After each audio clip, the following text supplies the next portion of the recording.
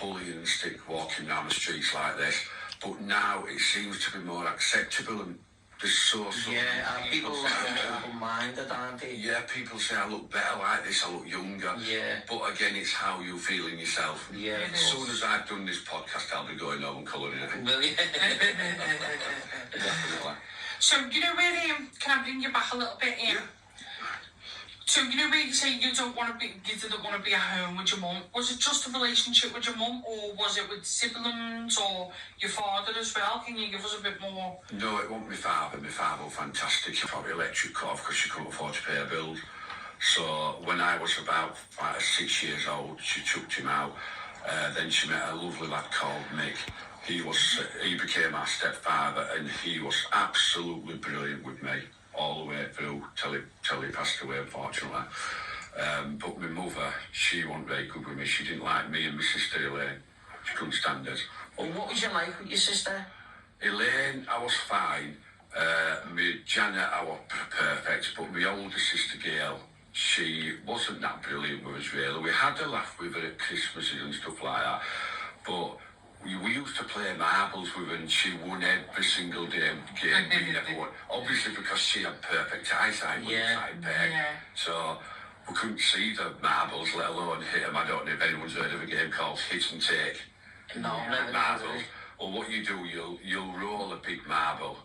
It was called a volley, and it was a big marble. You'd roll that, and then you had to play your bigger marbles with your finger like that. Yeah. And you had to hit it.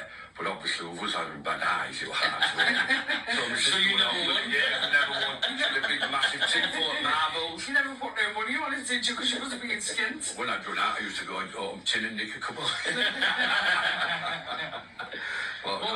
Was it really bad with your mother then? Was it? Yeah. It was so bad, me and Elaine couldn't even talk to her properly. Yeah. We talked to her right quiet and really scared. It was really terrible. She just didn't like us because of how we were. But what we couldn't understand, me and Elaine, is my younger brother, which is a year younger than me, he was the same as us. But she loved him to bits.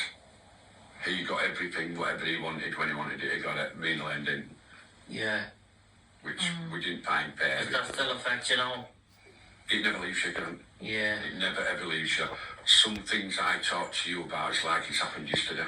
Yeah, I can imagine It never ever leaves you. And, you know, this is why I don't like anyone. I wouldn't want anyone to go through the same. I know it happens all over, but I wouldn't want them to, because things from a childhood just sticks with you all the time. Yeah. I believe you've got to move on. I believe you've got to get on with it, but it just never ever leaves you. It doesn't. It upsets you. Even to this day, there's times I'll have a slide car in toilets. Yeah.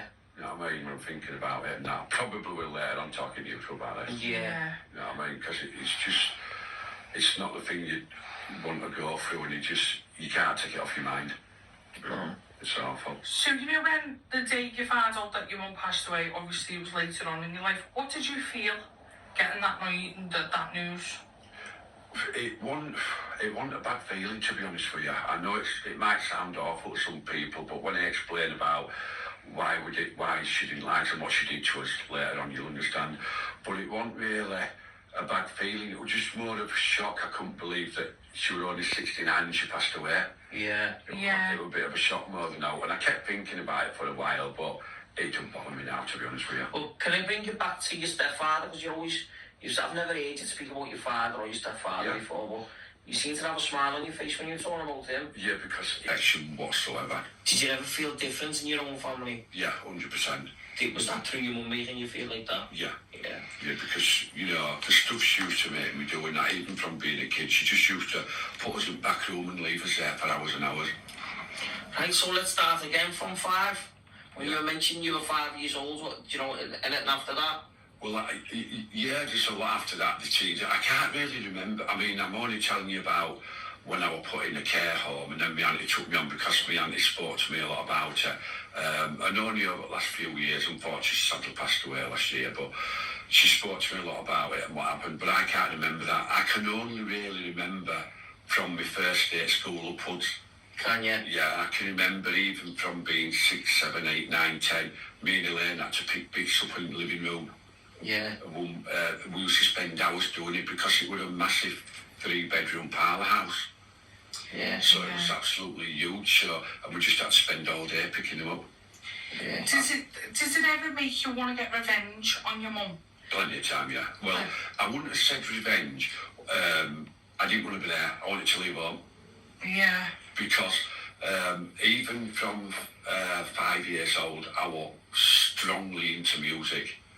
So I wanted to listen to church charts at 6/7 on a Sunday, and she'd never let me. Yeah. And then obviously because I wanted to, I used to start getting mad. I used to break banisters on that because I would listen to my music when I wanted Lashing to. out. Because in them days, if you missed it, you missed it. Yeah. It's not like the modern days, is Yeah. it? You know, it doesn't matter if you miss out now, you can just catch it on the internet or something like that, iTunes or whatever. But in them days, if you missed it, it was gone. And she'd never let me do all that. She'd never let me do what I wanted. I wanted to watch Till It Pops on a Thursday on TV. She wouldn't let me watch that. Or if she did, I had to sit right at the back of the room. I couldn't sit in front of it. But yet Nigel could. He could sit right in front of it and watch her. So we felt, me and Elaine felt like we wasn't wanted. Yeah. How did that make your relationship with your little brother though? It was okay because he was okay with me until later on in life, but we'll go to that later. But it was okay with me. We got on well and that, but it was just annoying because if he wanted out, he got it, or a bit of spending money, whether it was to see from the TV, whether it was a case of getting sweets and that. He was